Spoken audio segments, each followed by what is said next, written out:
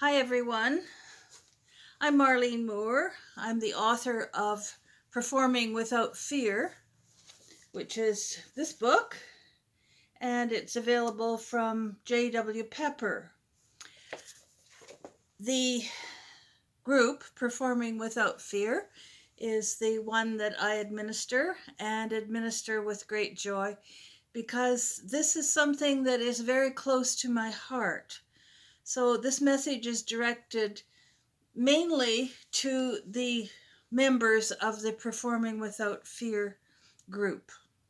First of all, I'm very happy to meet you in person, as much in person as I could get with the COVID-19, or if you came to one of my groups, I suppose, live groups, we would meet in person, but for now, this will do. I just want to say that the members who have performed already, who have spoken up and had the courage to play one of their pieces, congratulations. That's a big step. You've done very well. I'm very proud of you. The people who have watched you are also probably very envious because some people in this group are just not ready to do this yet. But you will be. You will be. But to all of our new members and to all of our members who have endured this group for the last 2 months, welcome and greetings. And I know that a lot of you are working very, very diligently and practicing very hard so that you will be able to play for us. To the people who have asked me questions and given comments, thank you. That's what we need. We need this kind of communication between you and you and the other group members to make this group an enormous success. I think it is already a success in the sense that you are reaching out. Those of you who have commented and have had the courage to answer questions or to say something about your symptoms that you have for performance anxiety, you've done very well. And thank you. Thank you for doing that. I appreciate that. And the other members do too.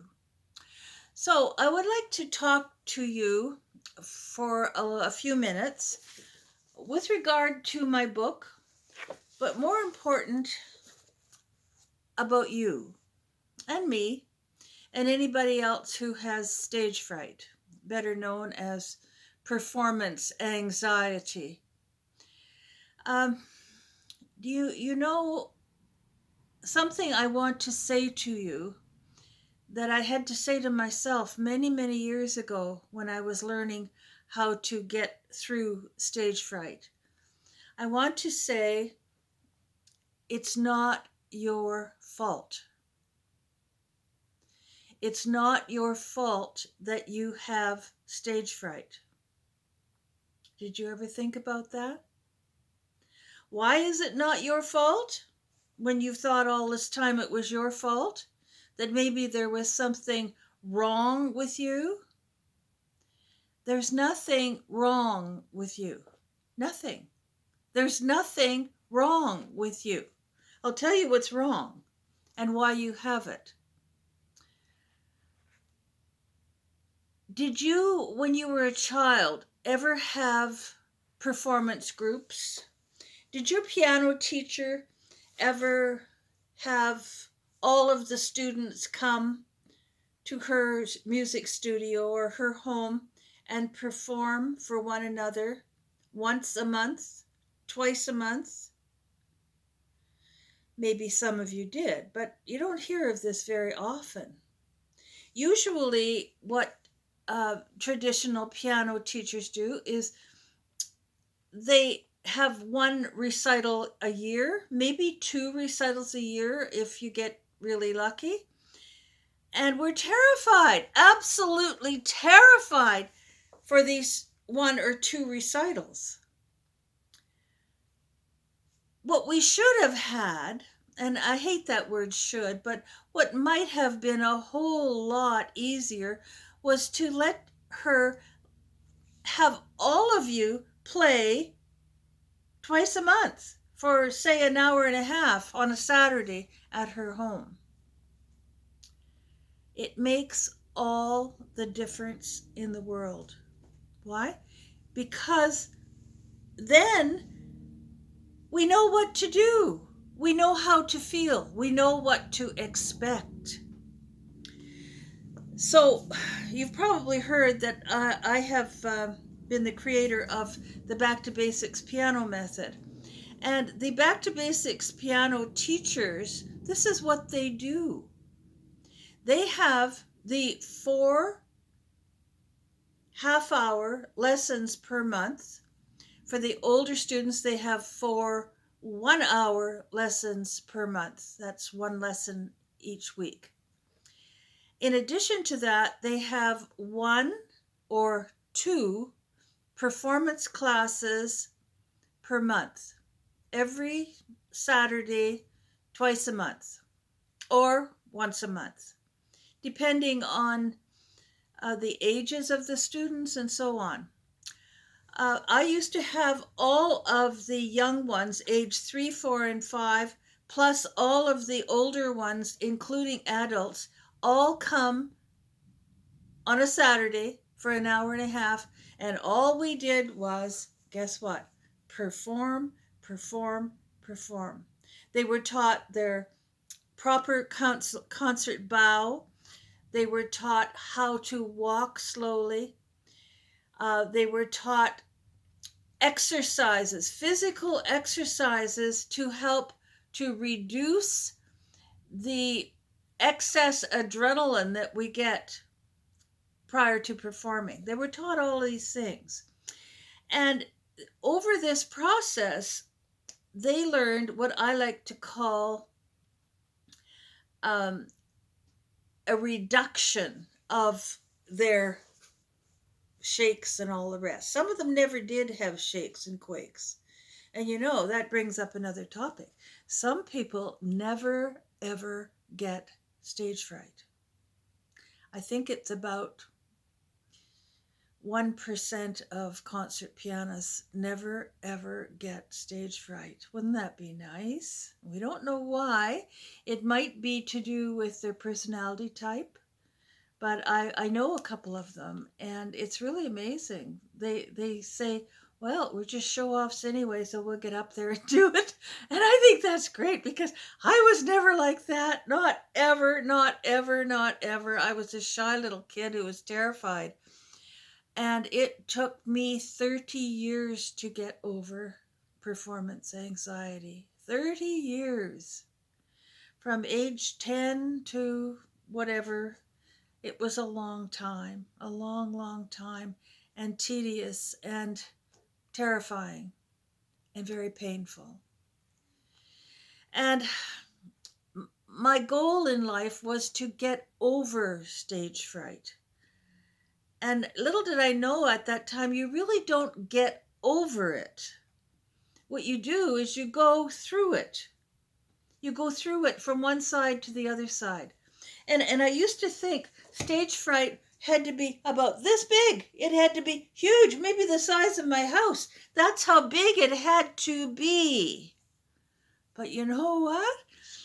It turned out it's only this big. Do you see that little circle in my head? That's how big it is. But we picture it as something way, way, way beyond us that's out of our control. So when I set out to conquer stage fright, I didn't know that all we had to do was change a few thoughts up here and do a whole lot of physical exercises and a whole lot of breathing exercises and a whole lot of visualizations and a whole lot of relaxation exercises. And then we would get through it. But I didn't know it was just this big. I thought it was so huge, but it isn't. Isn't that good news? So we can go from one side of this little circle to the other side. Just pop right through there, and there we are, performing without fear. It's not easy. I never said it was easy. The first few times you perform for us on video, you will feel some symptoms. It won't be easy, but it gets better. It gets better and better and better the more often you perform. Somebody said to me, well, videos aren't the same as performing live. Well, yes, they are. You are I'm performing live for you now. I'm not really performing, I'm just talking. But you will be performing live. Yes, you will. This is live. It's live. You're doing it for the first time, but it's on a video, and you can keep that video forever as a keepsake. There can be the before you got rid of stage fright and the after you got through stage fright. Think of it that way. That might help. So it is a performance, and yes, you will get nervous. What I'd like you to do is keep track of your progress. Have a notebook, a physical notebook that you write down how your symptoms are before you perform and while you're performing. If you have a nose that won't stop running and itchy feet, whatever it is, whatever your physical manifestations of stage fright are, write it down. Keep track, because I guarantee 100% after you've performed 3 times on video and put it on our group, your stage fright symptoms are going to begin to go down. As long as you're working on the things that are happening here, there are physical, mental, and emotional kinds of exercises to do in this book. And no, if you just keep having the same old thoughts and not doing any physical exercises, no, nothing's going to happen. But if you actually work on these, it will begin to happen. Towards the end of the book, and throughout the book as well, let me just get the glasses on here, we have exercises in stage fright reduction, breathing techniques, tightening techniques that's of your body. Then they take about 15 minutes to do. The visualization. This is a big book. It's 220 pages. Visualization is on page 207. And I notice it's saying part 2. So we go into part 1 earlier in the book. Meditation. Meditation on, I'll give you an example. You are lying on a secluded beach. It is a perfect day. Not too hot, not too cold. You are in your shorts lying on a beach towel. The secluded lagoon allows wisps of wind to caress your bare shoulders. Your eyes are closed. You are happy, relaxed, and contented. You are at one with the universe. It is a wonderful feeling. Your body feels heavy, sinking deeper and deeper into the sand, and so on. And there's another relaxation exercise that is a visualization. Lie on your back on the floor or the bed. Close your eyes. Do breathing and tightening exercises. They're also in here. Picture yourself in formal clothes on stage about to play your recital piece. Go through the details step by step in your mind with your eyes closed. Here's another one. Lie on your back on the floor or the bed. Close your eyes. This is a pretend one, and that's what a visualization is. It's a pretend thing. You have been invited to play your own composition for Queen Elizabeth of England. It is a private hearing at Buckingham Palace. She loves your music. Go through every detail of this performance with your mind. Enjoy yourself. These are just some of the many, many things that are in here. Then it goes on to the physical exercises. There are lots of them, including dancing to your music, which I don't know whether you've ever done that or not, but it's fun and it works. Believe me, it works. What do we have in this book? Well, the first chapter is called The Early Clues. It is about when I was 3 years old and the progress throughout when I became a concert pianist. The next chapter is called A New Direction, and it was what I had to do when I began to realize that I could not continue this way. I had to do something about the stage fright. At 18, I developed an ulcer. I had every kind of stage fright known to man, what I now call stage 4, level 4 stage fright, which is just about everything from throwing up to practically fainting at the piano keyboard. I used to even have hallucinations that the pedal was moving, the whole pedestal was moving, and the black and white keys were running into one another from this way, going up and down, and this way. It was really crazy. In fact, I thought I was going crazy, but I wasn't. It was that I had never addressed the problem of stage fright. Because I had never learned how to perform as a child. You see, we teach children how to play the piano, and we don't teach them how to perform. They need ongoing preparation to let their emotions, mental and physical development grow along with playing the piano. They have to know how to perform. We have to teach them how to perform. Most piano teachers just say, oh, well, they have stage. Some of them have stage fright, but they're just going to have to toughen up. They're just going to have to get through it, and that's all there is to it. Get up there and play. And then there's other piano teachers that say, oh, well, I don't make them play. If they don't want to play, they don't have to.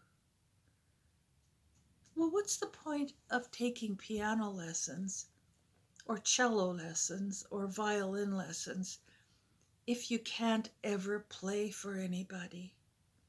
It's human nature to want to share our music. It's human nature. We need to do that. So we need to feel comfortable doing that. We all want to feel comfortable playing for someone else. We don't want yucky old physical symptoms. So, where was I in the book here? All right, so there was the new direction that I had to do, and I learned a lot through teaching, both teaching school and teaching piano students. The next chapter is called Performance Group Class, and it goes into detail what I did to learn how to teach a group class of children and what that taught me. It was like a light bulb went off in my head. Several light bulbs actually went off in my head as to how well they were doing, whether they were age 3 or age 17, what their progress was and why. There's an awful lot in there about that. Then the next chapter is the solo recital performance.